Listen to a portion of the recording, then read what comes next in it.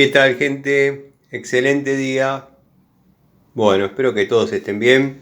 Este es un nuevo video de Siciliano en su taller, probando la grifería exterior que consiguió el cliente por una oferta en Mercado Libre.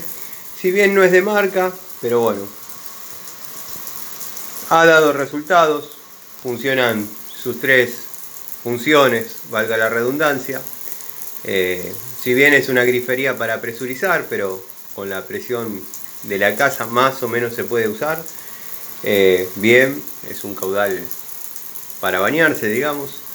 Bueno, tiene el duchador, como dije, la función de llenar bañadera.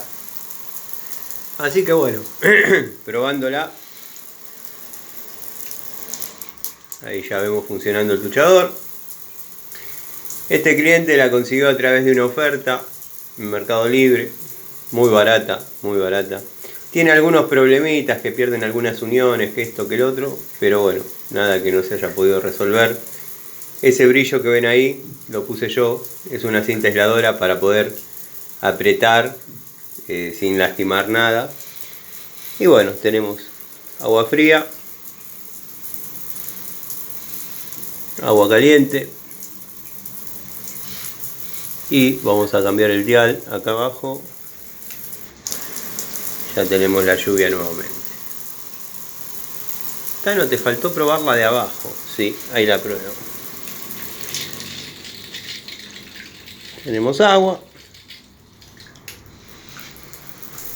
Duchador nuevamente.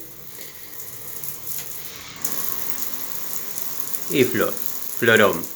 Esta, como dije, es una grifería para presurizar. Cuando la vayan a instalar, tengan algunas precauciones porque si no, se transforma en un bautismo.